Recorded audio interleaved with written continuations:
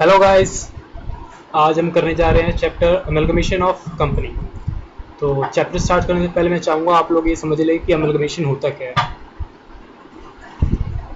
तो चलिए जी जानते हैं कि अमलगमेशन होता क्या है। What is amalgamation of company?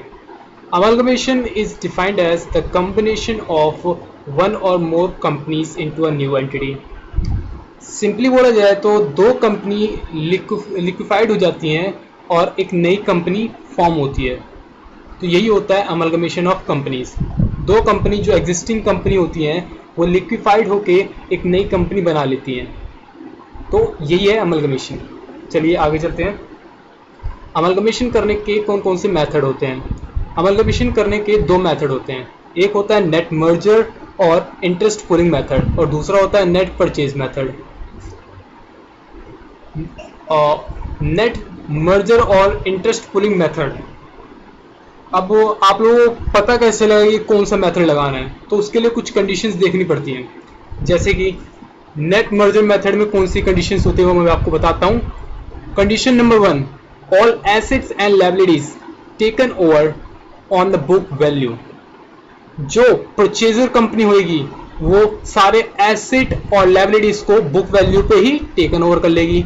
Second condition, payment of purchase consideration in shares only. जो पेमेंट ऑफ परचेज कंसिडरेशन होगी वो खाली शेयर में ही कर सकते हैं। और third condition is business carry on. जो परचेसिंग कंपनी होगी वो वेंडर कंपनी का जो बिजनेस है उसको कैरी ऑन करेगी। अगर ये कंडीशन अप्लाई हो रही होंगी तो वहां पे लगेगा नेट मर्जर और इंटरेस्ट पुलिंग मेथड, नहीं तो नेट परचेज मेथड। चलिए आगे चलते हैं। अभी मैंने बोला आपसे परचेज कंसिडरेशन। तो परचेज कंसिडरेशन होता क्या? एक्चुअली एक अमाउंट होता है जो कि कहते हैं आप भी पे करते होगे। जब भी आप कोई सामान खरीदने जाते होगे तब भी आपको कुछ ना कुछ पे करना पड़ता है, तो वही होता है परचेज कंसिडरेशन। तो इसको पे करने के दो मेथड होते हैं, एक होता है नेट पेमेंट मेथड और दूसरा होता है नेट एसेट मेथड। तो चलिए इनको भी देख लेते हैं। Net payment method, net payment method में क्या होता है? एक्चुअली इसमें ये होता है कि बायर और सेलर एग्रीमेंट कर लेते हैं कि वो जो परचेजिंग कंसिडरेशन के जो पैसे हैं वो लोग कैसे कैसे लेंगे। जैसे कि थोड़े बहुत बैंक में ले लेंगे, थोड़े इक्विटी शेयर्स कैपिटल में ले लेंगे और प्रेफरेंस शेयर कैपिटल में लेंगे। अगर आपको क्वेश्चन में गिवन है कि पैसे इस तरीके से बांटे जा रहे हैं, जरूरी नहीं है, हो सकता है बैंक और इक्विटी शेयर्स ही दे रखे हों, बट उसमें अगर गिवन है कि बैंक और इक्विटी शेयर्स में पैसे ऐसे से बांटे जा रहे हैं तो वहां पे लगेगा नेट पेमेंट मेथड, नहीं तो लगेगा नेट एसेट मेथड। तो net asset equal to purchase consideration, मतलब जितने भी हमारा नेट एसेट आएगा वो हमारा परचेज कंसिडरेशन होगा। तो निकालते कैसे हैं? टोटल एसेट, टोटल एसेट जितना भी होगा आपके पास माइनस आउटसाइड लायबिलिटीज, तो आ जाएगा आपके पास क्या? Net asset. नेट एसेट मतलब परचेज कंसिडरेशन।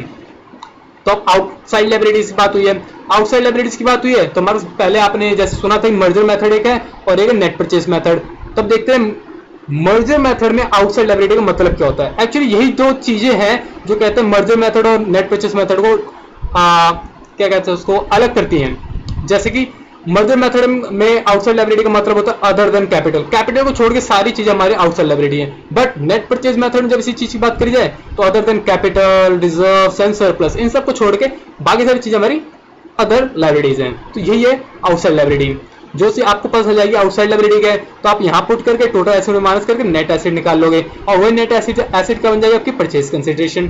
तो चलिए आगे हम करते हैं इसकी entries. In the books of vendor, vendor बोल लीजिए या बोल लीजिए ट्रांसफरर।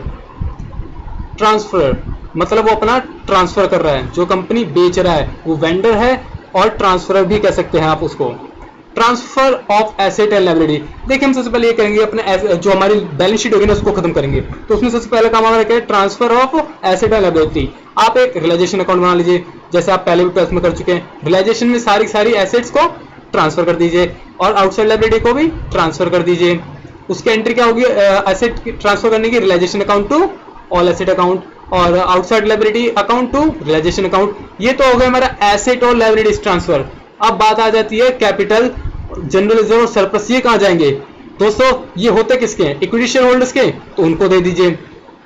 मतलब ट्रांसफर करने की एंट्री क्या होगी? Equity share capital account, general reserve account और surplus account to equity share holder account. तो ये हो गया इक्विटी शेयर होल्डर को ट्रांसफर। अगर प्रेफरेंस शेयर कैपिटल है तो जी प्रेफरेंस शेयर होल्डर को दे दीजिए। अब आगे हम क्या करेंगे, due and receive of PC. PC means purchase consideration. Transferring company to realisation account. होता यह है, ट्रांसफरिंग कंपनी कौन सी होगी, परचेजिंग कंपनी, जो कंपनी परचेज कर रही है। यहां पे हमने पेमेंट ड्यू कर रखी है, जो ये अमाउंट होगा ना परचेज कंसिडरेशन का, उसको आप कहते हैं क्रेडिट साइड दिखा दोगे रियलाइजेशन अकाउंट में, उसको ड्यू करने की एंट्री होती है। तो एंट्री क्या हुई, transferring company account to realisation account. अब पेमेंट करने की, रिसीव करने की, जब वो ट्रांसफरिंग कंपनी पेमेंट रिसीव करेगी तो कैसी कंपनी रिसीव करेगी, bank account, equity share capital account, preference share capital account to transferring company. जैसे भी वो पेमेंट कर रहे हो, चाहे बैंक में कर रहे हो, चाहे इक्विटी में, चाहे जिसमें कर रहे हो, तो उसके लिए ये एंट्री हो जाएगी, bank account, equity share capital account, preference share capital account debit to transferring company. आगे चलते हैं, transfer the profit and loss on the realisation account to equity share capital account. सीधी चीज है यार, कुछ ना कुछ तो डेबिट या क्रेडिट साइड बचेगा ही, जो बचेगा उसको आप इक्विटी शेयर कैपिटल अकाउंट में ट्रांसफर कर दीजिएगा।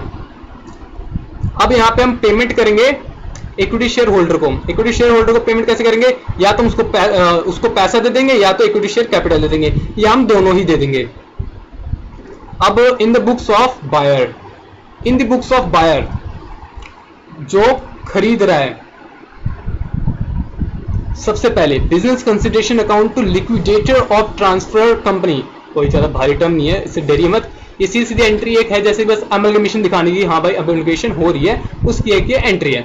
उसके बाद क्या होगा, इस एंट्री से आप वाकिफ होंगे पहले ही, sundry asset account, goodwill account to sundry liabilities account. यहाँ पे हो ये रहा है कि जो बायर है वो सारे के सारे एसेट्स टेकन ओवर कर रहा है सेलिंग कंपनी के, जो बिक रही है कंपनी उसके एसेट्स वो टेकन ओवर कर रहा है, तो वो उसकी एंट्री है, sundry asset account, goodwill account to sundry liabilities account to purchase consideration account, जो हम लोगों पर परचेज कंसिडरेशन निकाली होगी, to capital reserve account, to provision for doubtful debts account, to debenture account. जो डिवेंचर अकाउंट है ना, अगर वहां पे गिवन होगा कि डिवेंचर कहते हैं, डिवेंचर एक तरह से डिवेंचर के तौर पे पेमेंट हो रही है, तो डिवेंचर भी लिख दीजिएगा आप।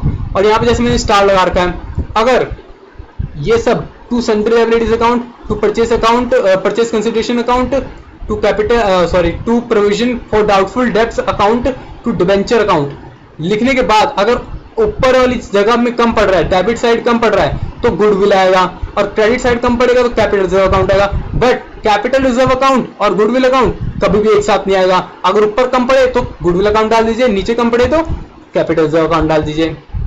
आगे चलते हैं, transfer account to bank account to equity share capital account to preference share capital account. तो यहाँ पे हो ये रहा है कि जो परचेजिंग कंपनी है, वो जो कंपनी बिक रही है उसको ये पेमेंट कर रही है, तो ये उसकी एंट्री हो गई।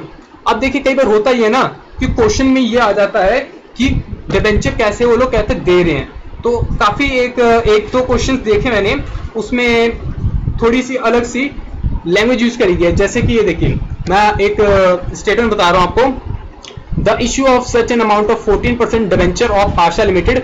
आशा लिमिटेड इसमें बिक्री वेंडर कंपनी है, at 4% as it sufficient to discharge 12% debenture of Kamal Limited at a premium of 20% the face value of debenture of Asha Limited।